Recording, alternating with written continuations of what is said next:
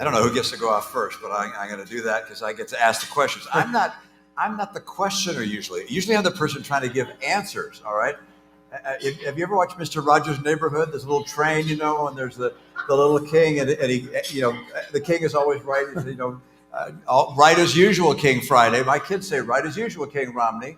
I mean, because I'm always out there with the answers. So tonight is just to ask the questions, which I will do. But I want to begin by saying thank you to Cindy McCain for hosting us and bringing this extraordinary group together. Thank you to the Navalny family and for your beautiful words, extraordinary. Thank you so very much for your inspiration. It is touching and powerful. Thank you to the McCain Institute. Thank you to David Axelrod. I have mixed emotions about David Axelrod.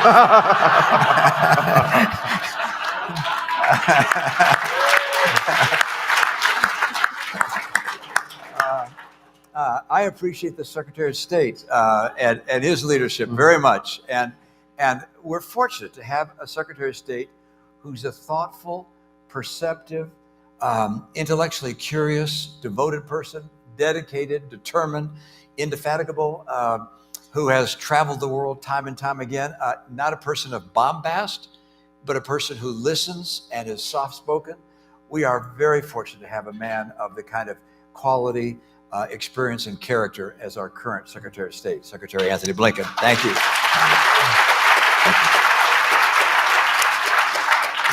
So because I'm not noted for my questions, frankly, my answers are much better. But I'm going to ask a few questions. But if there's a little time, I might turn to you to ask if there are questions. I'm going to sort of go topic area by topic area. I'm going to start with the Secretary's most recent trip to the Middle East, and then turn to Ukraine, and then finally to China.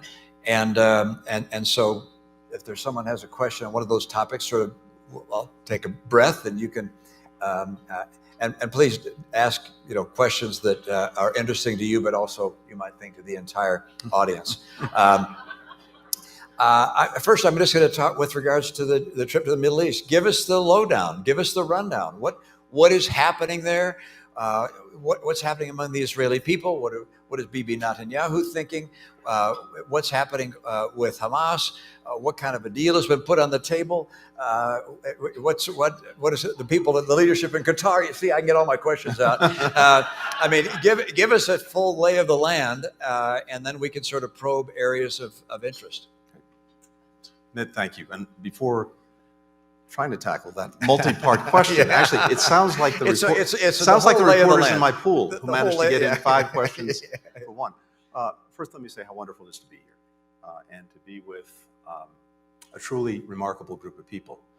I think there's a common denominator in this room, and it's epitomized by John McCain, it's epitomized by Mitt Romney, but everyone in this room is for an engaged America.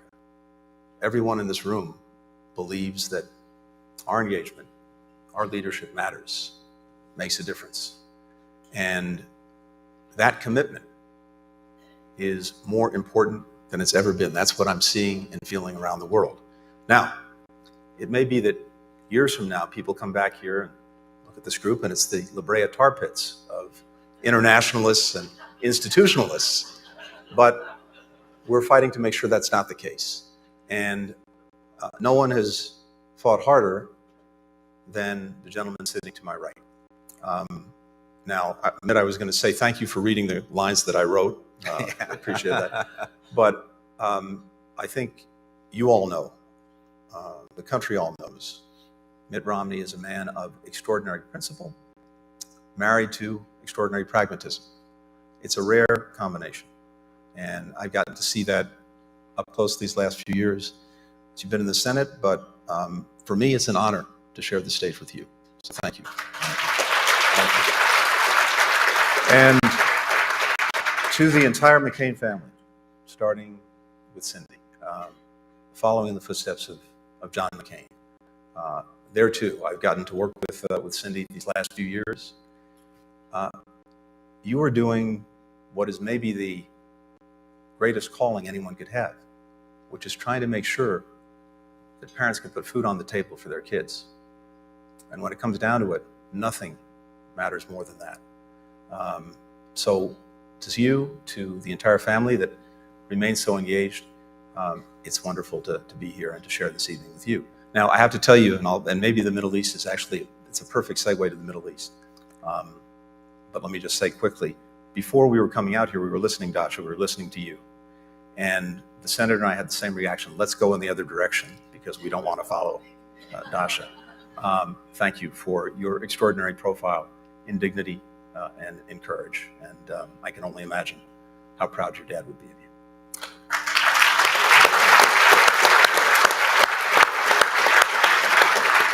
So when I'm asked how it's going, and the Middle East is usually the first thing I'm asked about, I actually tend to quote John McCain. John McCain used to say, "It's always darkest before it goes completely black." So, and I thank you, Cindy, for letting me borrow that.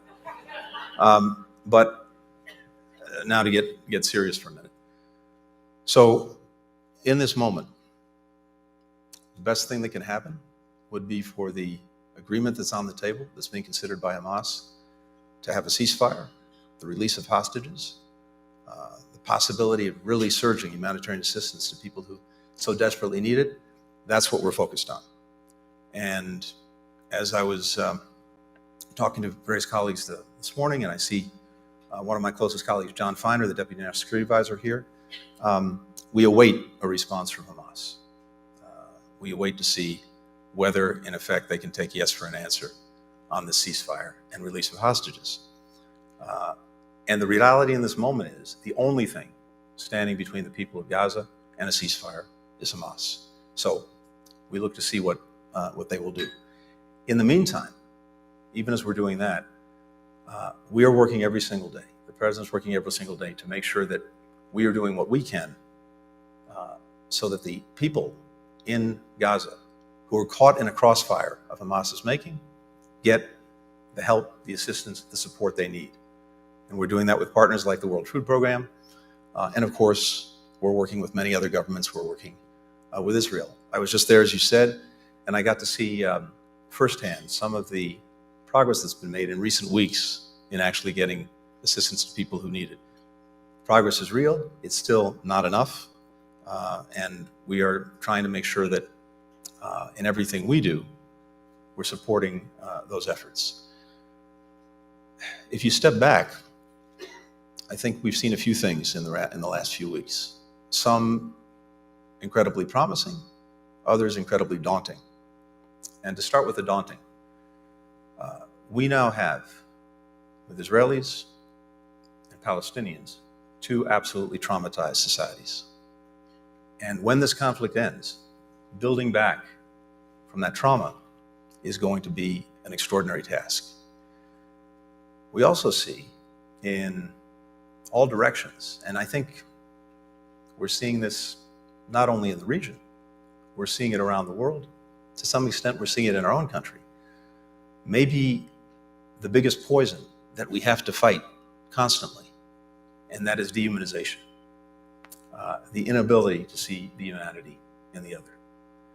And when that happens, hearts get hardened and everything becomes so much more difficult. So the other great task that I think we're going to have when we get through this is to build back that sense of common humanity. And I hope we can do that amongst ourselves as well. But there's also some promise. There's promise in that one of the things we've been working on for a long time with the President's leadership over many months is seeking to normalize relations between Saudi Arabia and Israel. And for Israel, this would be the realization of something that it sought from day one of its existence, normal relations with other countries in the region. This is something we were working on before October 7th. In fact, I was due to go to Israel and Saudi Arabia on October 10th to work on this, and in particular, to work on the Palestinian piece of the puzzle. Because for us, for the Saudis, if we're able to move forward on normalization, it has to include also moving forward on the aspirations of the Palestinian people. So I think there's an equation that you can see, a different path that countries in the region can be on and really want to be on, which is a path of integration, a path where Israel's relations with its neighbors are normalized, a path where Israel's security is actually looked out for, including by its neighbors, a path where Palestinians achieve their political rights, and a path in which the biggest threat to Israel, to most of the countries in the region, and a threat that we share, Iran, is actually isolated. Now, whether we can move from the moment that we're in to actually start to travel down that path, that's going to be a big challenge. But you can see it, and it's something that the president is determined to try to pursue if we have the opportunity to do it. One other thing on this. We saw something related that was quite extraordinary about 2 weeks ago. Iran engaged in an unprecedented attack on Israel, the first direct attack from Iran to Israel. And some people said, well, it was designed so it wouldn't do much damage, carefully calibrated. Nothing of the sort. More than 300 projectiles launched at Israel, including more than 100 ballistic missiles. John and I were in the Situation Room watching this unfold. It's because Israel had very effective defenses, but also because the president, the United States, managed to rally on short notice a collection of countries to help. That damage was not done. And that also shows something in embryonic form, the possibilities that Israel has for, again, being integrated, a regional security architecture that can actually, I think, keep the peace effectively for years to come. So that's where we want to go. But getting from here to there, of course, requires that the war in Gaza come to an end. And right now, the quickest path to that happening would be through this ceasefire and hostage deal. I think a number of folks, myself included, have wondered why Hamas has not agreed to other proposals with regards to a ceasefire.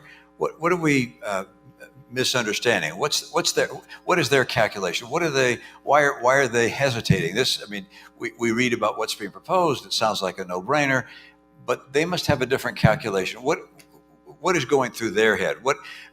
They want to just be martyrs? Is that, I mean, what is it that they hope to carry out, and why have they not just jumped on this as saying, oh yeah, this is fantastic?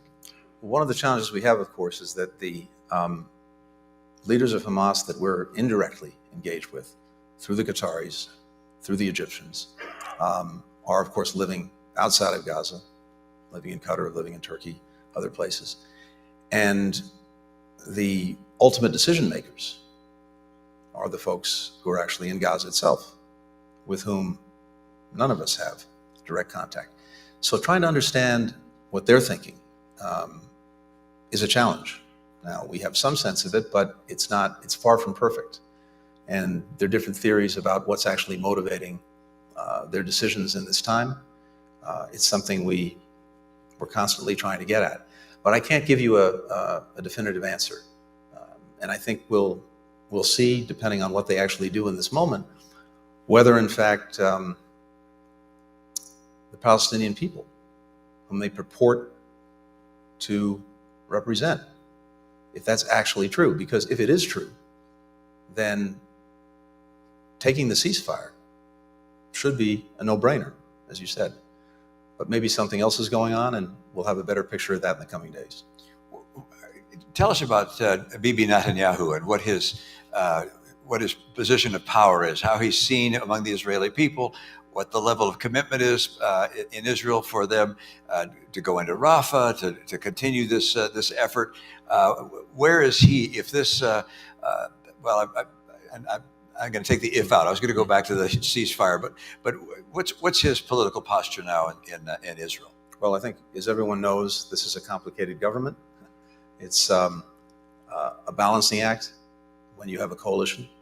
And if you're just looking at the politics of it, that's something that he has to factor in. But here's what I'd say generally about this. Irrespective of what you think of the Prime Minister, government. What's important to understand is that much of what he's doing is not simply a reflection of his politics or his policies. It's actually a reflection of where a large majority of Israelis are in this moment. And I think it's important to understand that if we're really going to be able to meet this challenge. That's at least my observation. I've now been there 7 times since October 7th. And you get a chance to get a feel for what's going on in the society itself. And as I said at the start, you have a traumatized society, just as you have traumatized Palestinians.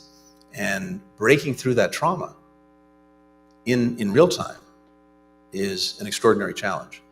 But it's, I think, very important that we, as the United States, as Israel's friend, try to share what we think is not only in our interest, but also what's in their interest. And when it comes to Rafah, Mitt, you mentioned that a moment ago. Look, our position's clear. The President's been clear on this. Absent a credible plan to genuinely protect the civilians who are in harm's way, and keep in mind, there are now 1.4 million or so people in Rafah, many of them displaced from the north. Absent such a plan, we can't support a major military operation going into Rafah because the damage it would do is beyond what's acceptable. So we haven't seen such a plan yet, but right now, as I said, the focus is intensely on seeing if we can't get this agreement, because that would be a way of, I think, moving things in a different direction. You may not want to answer this question, but that is the President sort of dipped his toe into the criticism of Israel and the way they've conducted the war so far, saying we're not entirely happy with how this has been carried out. What would our administration have done differently? What is our specific criticism, and what guidance will that provide for what they do going forward? Well, let's start with in a sense, the obvious that seems to have been forgotten or almost erased from the conversation, which is October 7th itself. And it's extraordinary how quickly the world moved on from that. It's also extraordinary the extent to which Hamas isn't even part of the conversation. And I think that's worth a moment of reflection too. And so we've said from the start, and the President's been committed from the start to the proposition that Israel not only has a right to defend itself, not only has a right to try to make sure October 7th never happens again, it has an obligation. And so that's something that we have supported from day one. But we've also said, also from day one, how it does it matters. And here, the damage that's been done to so many innocent children, women, and men, again, in this crossfire of Hamas is making, has to be something that we focus on, as it has been from day one. Trying to make sure that the assistance gets to those who need it. Trying to make sure that civilians are protected to the greatest extent possible.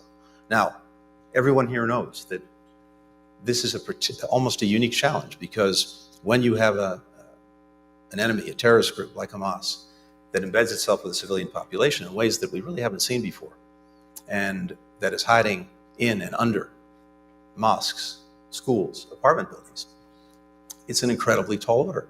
But even so, I think where we've been pushing our friends, again, from the very start, is to do as much as possible and to do more to look out for civilians and to make sure that those who need the help get it. Why has the PR been so awful? I know that's not your area of expertise, but you have to have some thoughts on that, which is, I mean, as you've said, why has Hamas disappeared in terms of public perception? An offer is on the table to have a ceasefire, and yet the world is screaming about Israel. It's like, why aren't they screaming about Hamas? Accept the ceasefire, bring home the hostages. It's said it's all the other way around. I've I mean, typically the Israelis are good at PR. What's happened here? How have they and we been so ineffective at communicating the realities there and our point of view? Well, look, I think there are two things. One is that, look, there is an inescapable reality, and that is the inescapable reality of people who have and continue to suffer grievously in Gaza, and that's real, and we have to be focused on that and attend to that. At the same time, how this narrative has evolved, yeah, it's a great question. I don't have a good answer to that. One can speculate about what some of the causes might be. I don't know. I can tell you this, and we were talking about this a little bit over dinner with Cindy. I think in my time in Washington, which is a little bit over 30 years, the single biggest change has been in the information environment. And when I started out in the early 1990s, everyone did the same thing. You woke up in the morning, you opened the door of your apartment, your house, you picked up a hard copy of the New York Times, the Washington Post, the Wall Street Journal. And then if you had a television in your office, you turned it on at 6:30 or 7 o'clock and watched the national network news. Now, of course, we are on an intravenous feed of information with new impulses, inputs every millisecond. And of course, the way this is played out on social media has dominated the narrative.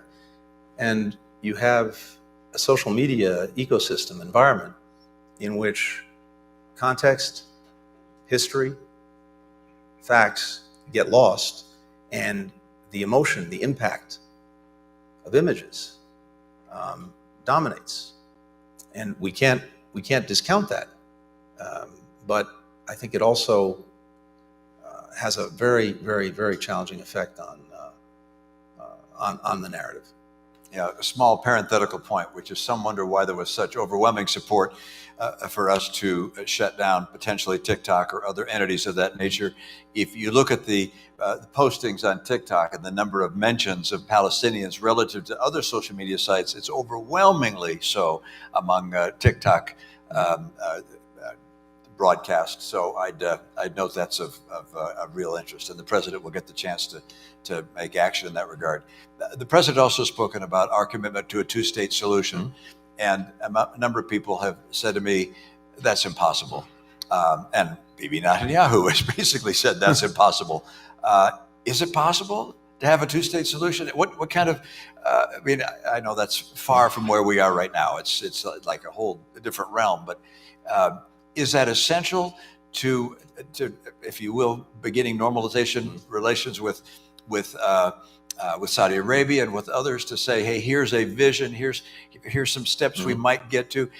Is it possible, and what would that look like? So for me, President, the answer is yes. And you can say that's, especially in this moment, naive, impossible, but I think that it is an imperative. And let me put it this way. First, we were talking about normalization with Saudi Arabia. I've sat with MBS multiple times, Crown Prince, and he's made clear that he wants to pursue normalization, and he'd like to do it as soon as possible if we can conclude the agreements that we're trying to reach between the United States and Saudi Arabia. But then, two requirements. One, calm in Gaza. Two, a credible pathway to a Palestinian state. This is what people in the region need to see if they're going to fully get behind normalized relations between the remaining Arab countries and Israel. And it's also the right thing for the Palestinians. So there's that. But the other, I think, more fundamental question is this. You've got 5 million Palestinians living between the West Bank and Gaza. You've got about 7 million Jews. Palestinians aren't going anywhere. The Jews aren't going anywhere. There has to be an accommodation. Now, I think that some believe that the status quo that prevailed before October 7th, fine, let's live that way. And that worked brilliantly until it failed catastrophically. So at some point, I believe there has to be a step back, and everyone's going to have to ask themselves questions about what do we want the future to be? And the future that I talked about a few minutes ago, where Israel finally realizes what it has sought from day one, to be accepted in the region, to be part of the neighborhood, that's achievable. It's there, but it also requires a resolution to the Palestinian question. And I believe that there can be a Palestinian state with the necessary security guarantees for Israel. And to some extent, I think you have Israelis who would like to get to real separation. Well, that is one way to do it. And then who knows what happens in the following years. But of course, as we say this, we are absolutely committed to Israel's security. And Israel cannot and will not accept a Hamas stand coming together next door. But I'm convinced that there are ways to put the Palestinians on a pathway to a state that demonstrate that the state will not be what Israelis might fear, and I think can lead to a much better future than we have. Look, everyone in this room knows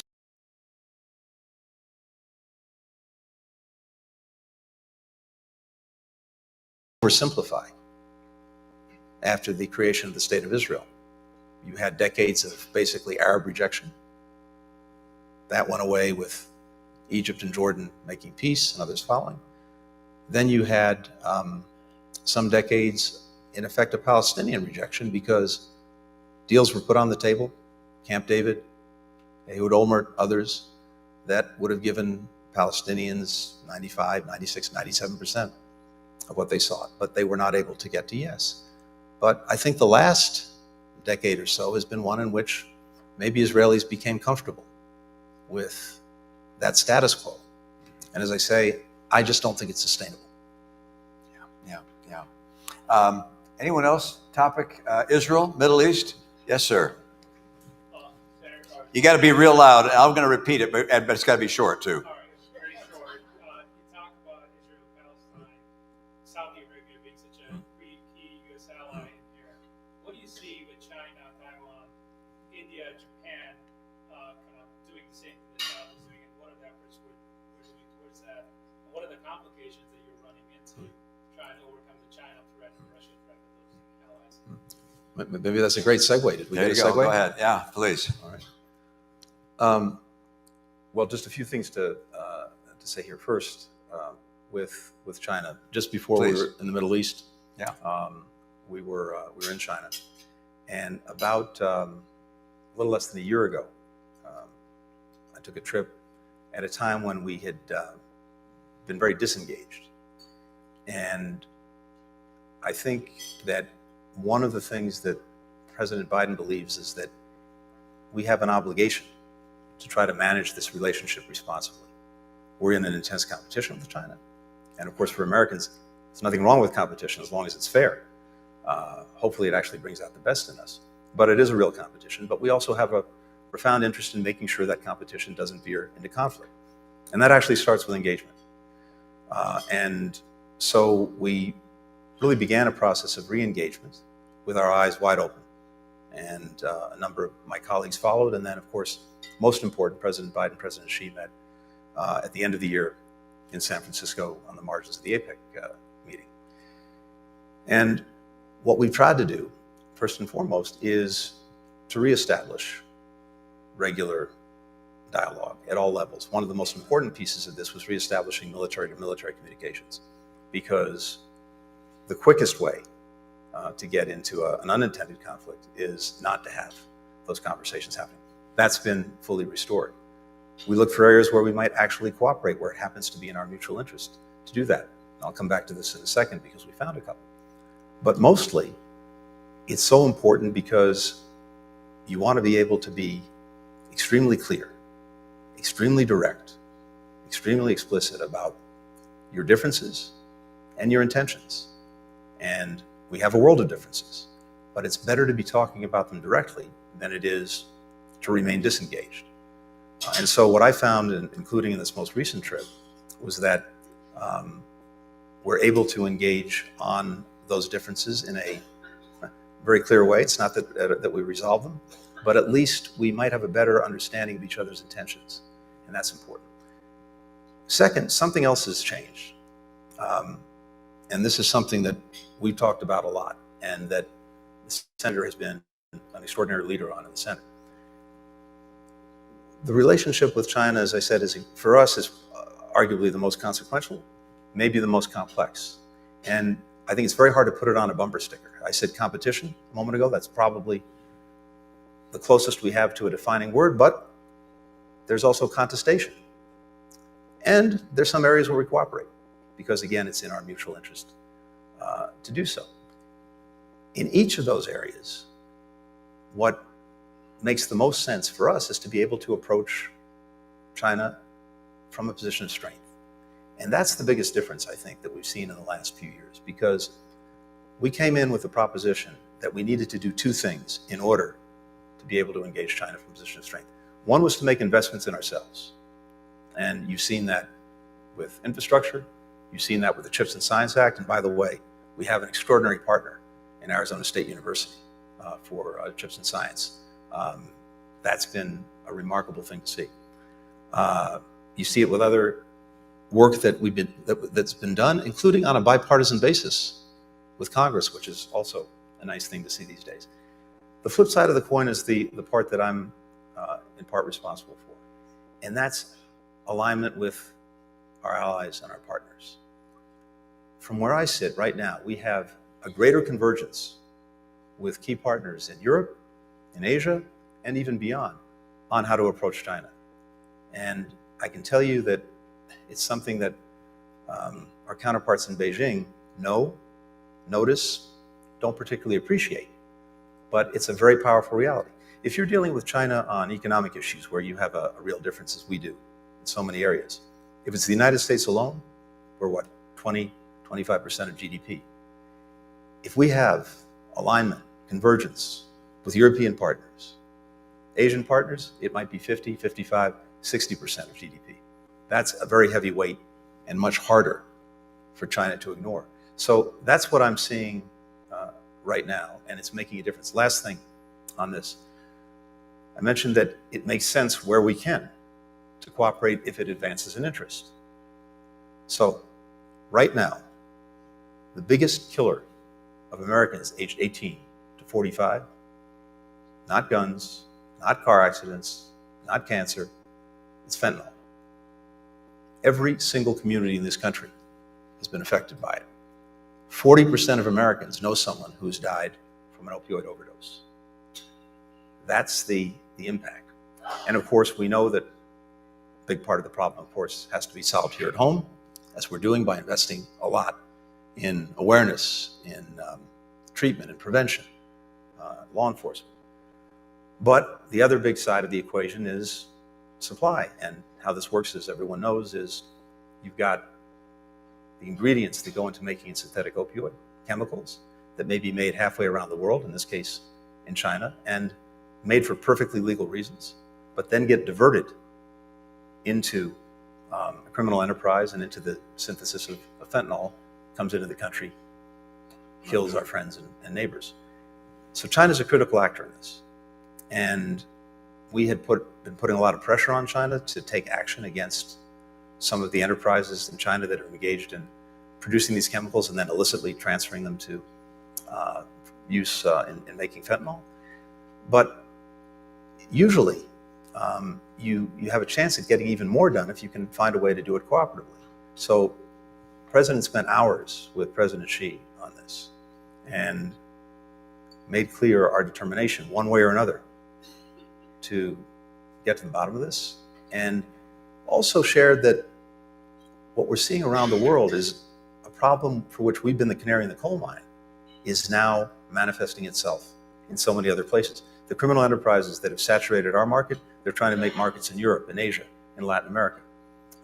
And we said to the Chinese, there's going to be a huge demand signal on you to lead on this, to act responsibly. Well, one way or another, they heard the message, and we now have, at least in its early days, cooperation that we didn't have before, with China putting out new regulations China actually taking down some of the companies engaged in the illicit production of the precursors or transfer of these precursors, and establishing a working group together where we're working through this problem.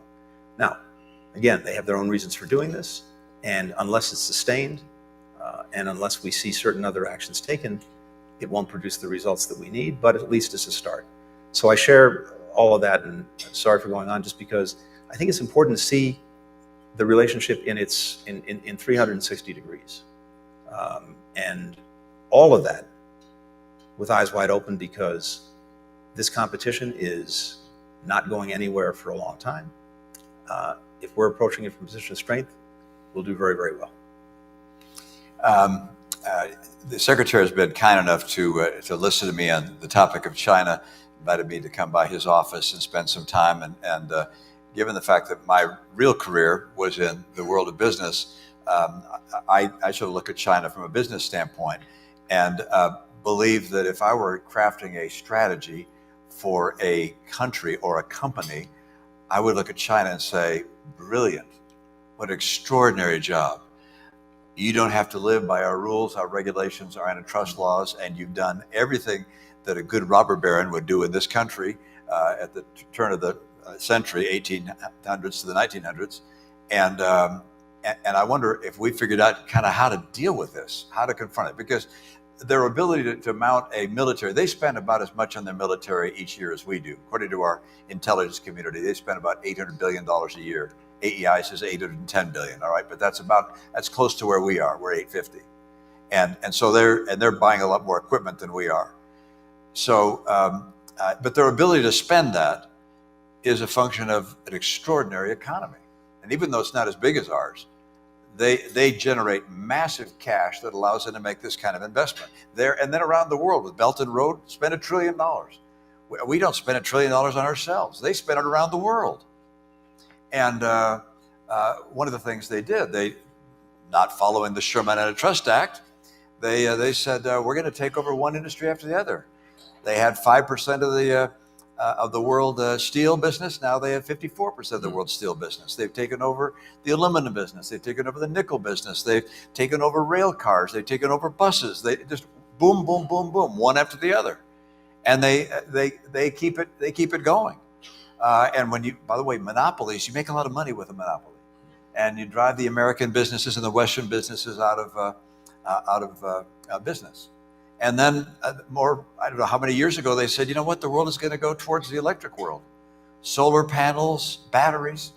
So while we're sitting around thinking about what kind of batteries we ought to have, and so they're going around the world buying up the mines and processing for nickel and cobalt and lithium. They basically have a dominant position in the major ingredients that go into batteries and solar panels. So as we go into a electric economy, guess who's going to lead it? We're going to have a new OPEC, by the way, but only one member of this OPEC, China. All right, and we sat and watched them do this. And then their cars come along. Do you know what a Chinese electric car costs? $11,000. Why is that? Well, because they're getting the batteries where the country made $1 trillion investment to dominate all of the raw materials in the creation of these batteries. So their companies are able to get batteries for a fraction of the cost. By the way, the battery is the biggest single component in the cost of an electric car. So of course their cars cost half as much as ours or less. How do we deal with this? And the Secretary has described a strategy which has three major principles: invest, align with our allies around the world, and compete. But do we need to align more to say to China, you can't keep doing this. You can't keep taking over industry after industry and bankrupting our industries, dominating the raw materials we need, not selling them to us at the same price you're selling to your own people.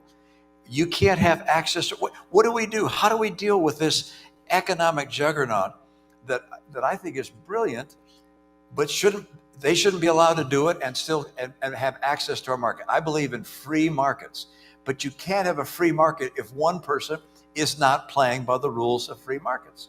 So how do we deal with this? How do we say enough already? Sorry, I know that was more of a speech than it was a question. but I couldn't resist. All right. Well, you've been extraordinarily eloquent about this for a long time, and I think it's exactly right. Because what we have fundamentally in the economic relationship that China has, not only with us, but with countries around the world, is a total lack of reciprocity. And that's unsustainable. It was one thing when China first got into the WTO, and given where it was in its development, okay, some allowances reasonably could be made. But we're now 20 plus years later, and China is exactly as you've described it, and where it is. And I think what we're hearing, again, not just here in the United States, but from so many of our partners around the world is, no, enough. We can't do this anymore. We won't do this anymore. And again, it's when you bring all of that together, it is, I believe, a lot harder for China to ignore. So we spend a lot of time working with our allies and partners on taking this common approach and making sure that Beijing is hearing in stereo what it's been hearing from us. And I believe that this is the way to get change. Now, we have the immediate problem, and I think Secretary Yellen was here this morning, so I don't know if she talked about this, but she has been intensely focused on this. She was in China just before I was. By the way, she is very famous in China. Chopstick ability. Oh. When I was there, you work with Secretary Yellen. Did they test you on the chopsticks? Yeah, they do a little bit. Yeah, that's good. Janet's really got it down. But the president's intensely focused on overcapacity right now because we've been through this before. We had what some called the China shock in the years after it got into the WTO and did exactly what you've described. Flooded our market with certain products, pushed our companies out of business, devastated some communities, and we can't have that again. The president will not have that again. So a big part of my visit as well, following Secretary Yellen, was to help our counterparts in Beijing understand that we are making major investments in ourselves, including bringing good, strong manufacturing jobs back to the United States. And we were not going to allow our markets to be flooded with underpriced products that would drive our folks out of business. And the cases you point to in particular, solar panels, electric vehicle batteries. China right now is producing, in some cases, double the entire global demand for those products. And it's trying to work itself out of its own economic challenges at this moment by exporting, but exporting in unfair ways. I had this conversation with my Chinese counterpart, the Foreign Minister Wang Yi, and he said, wait a minute, capitalist economies, they work on comparative advantage. I said, that's absolutely right. But there's one thing to say comparative advantage, there's another thing to say unfair advantage. And that's what we're focused on changing. Help me get a sense of how they're doing around the world geopolitically.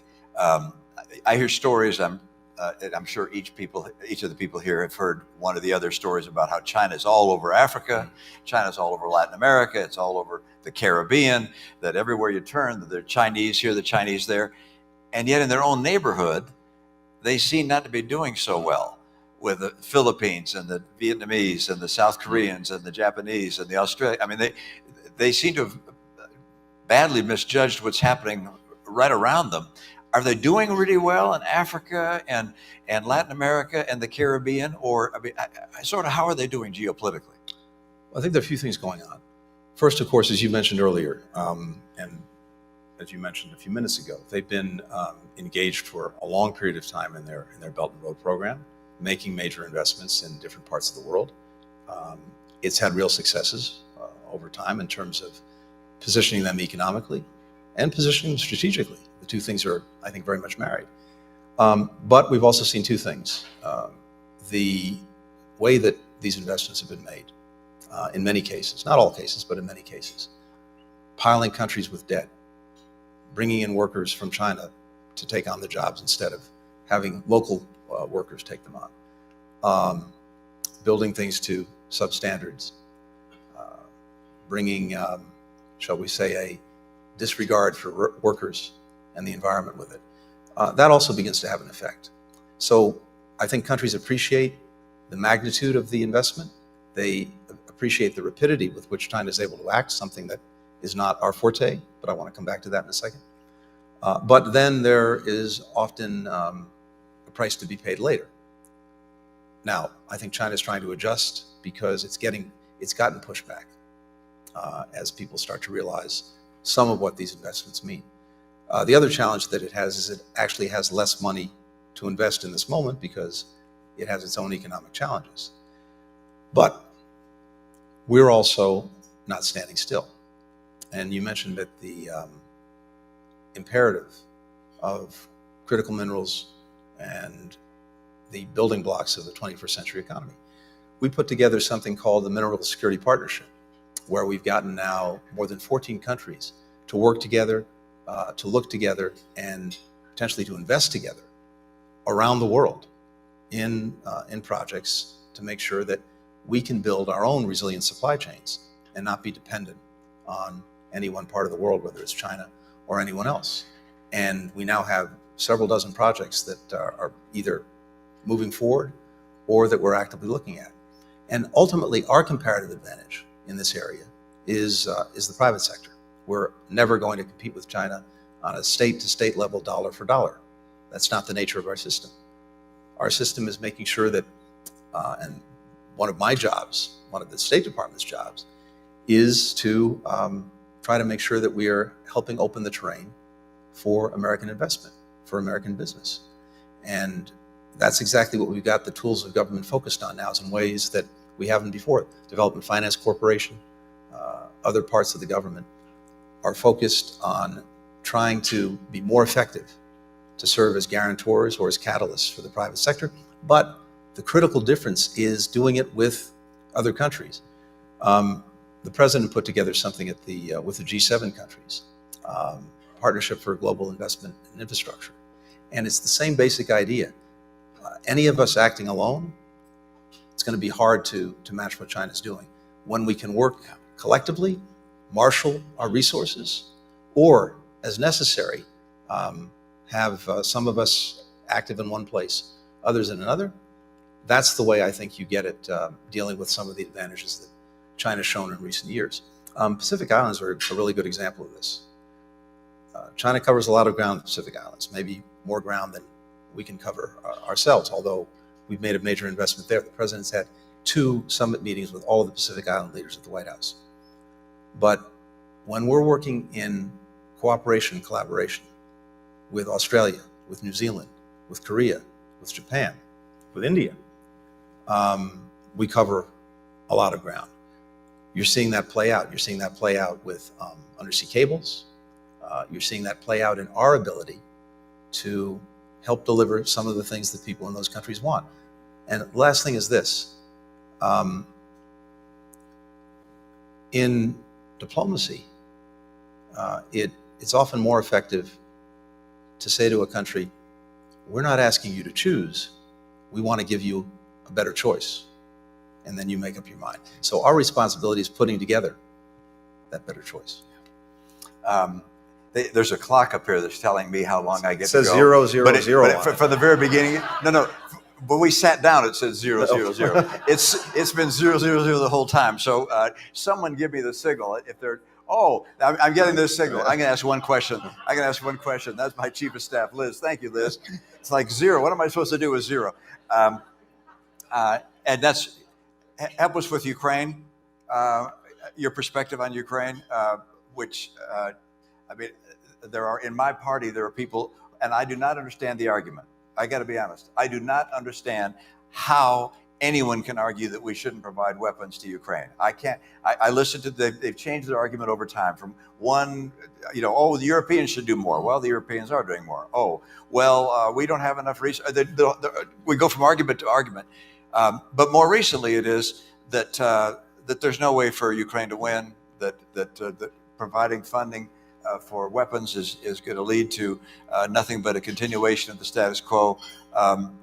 What's the pathway forward? What are the scenarios that you see in Ukraine? And then please offer a last word. You get the final word here, Mr. Secretary. Thank you. Well, first, thank you, because your leadership on this has been instrumental. And One of the things I have to say too is your recognition of the threat, the challenge that Russia posed well before many others saw it in this country. Well, I think we finally caught up with you. And that was a very important thing. Now, unfortunately, much of what you talked about some years ago is we've seen come to fruition. But here's the thing. First of all, I believe profoundly that in so many ways, despite the incredible challenge that Ukraine is facing, it's already succeeded and Russia's already lost. Because keep in mind what Putin was trying to accomplish. He was trying to erase Ukraine from the map. He was trying to subsume it into a greater Russia. That has failed, and that cannot succeed no matter what happens from here on. And the reason that's failed, of course, is because first and foremost, the Ukrainian people were determined and showed remarkable courage. But it also failed because, yes, the world did come together. And I think American leadership was what made the difference. We brought 50 countries together in support of Ukraine, and that continues to be the case today. We often talk about burden sharing, and Americans complain about the lack of burden sharing. This is the one place where I can say, without fear of contradiction, that we have extraordinary burden sharing for everything that we've done, and it's a lot. Collectively, our European partners and others in Asia have actually done more. Military, economic, humanitarian support for Ukraine. So I think if you step back, that's an important thing to recognize. The other thing that's important to recognize is that in so many ways, Putin has precipitated everything he sought to prevent. What Russia has invested in this horrible adventure, we see it in a country that, despite the massive efforts it's making, is going to be militarily, economically, and diplomatically weaker than it was. You have Ukrainians who are united in ways that they never were before against Russia, and certainly before 2014, that was the case. You have Europe that's weaned itself off of Russian energy in a remarkably short period of time, and you have a NATO alliance that's stronger and bigger than it's ever been. I mean, the idea 3 years ago that we would be talking about Finland and Sweden as part of NATO, unimaginable. Now, all of that said, this is a challenging moment, and it's been a challenging 9 or 10 months because Russia does have extraordinary resources that it seems willing to throw at this in ways that most others wouldn't. Now, the supplemental that, thanks to your leadership and others, we got done was just in time. And I really also have to applaud the speaker, Mike Johnson, for the leadership that he showed in making sure that that got done. So that assistance is on its way. And as you know, of the money, the new monies that we invested, virtually all of that is actually invested here in the United States into our own defense industrial base, providing good jobs in the United States, but in a way that allows us to help Ukraine. So that's a win-win too. But here's where I think this is going. Yes, there is a real challenge in the moment on the battlefield, and we're engaged with that. Europeans and others are engaged in that. But there's also where we want to take this in the medium to long term. And on one level, it's pretty simple. We want to see a Ukraine that stands strongly on its own 2 feet, militarily, economically, democratically. Militarily, we have 32 countries now that have negotiated or are completing negotiations on security agreements with Ukraine that will help it build a force for the future, one that can deter aggression or defend against it as necessary. Economically, we're focused on trying to bring more private sector investment into Ukraine. We have Penny Pritzker, our former Secretary of Commerce, who's been working on this. And there's tremendous potential there, despite the incredibly difficult conditions. We can see Ukraine developing a strong defense industrial base that will help not only Ukraine, but other countries over time. We can see with what they've achieved in the Black Sea, keeping that open. There's now more getting out of Ukraine from the Black Sea than before February of 2022. Now, we have a real challenge in making sure that we get more air defenses to Ukraine so that this investment can actually be protected against Russian aggression. We're working on that democratically. The EU started accession talks with Ukraine now. It's a long process, but that is probably the most effective way to deep-root Ukraine's democracy, to ensure the necessary reforms. And the best possible rebuke to Vladimir Putin, no matter where the line ultimately gets drawn, is a strong Ukraine. And you can see that happening.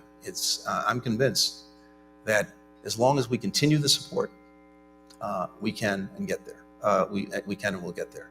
So maybe the note to conclude on is this, because I think everyone in this room is so representative of this basic idea.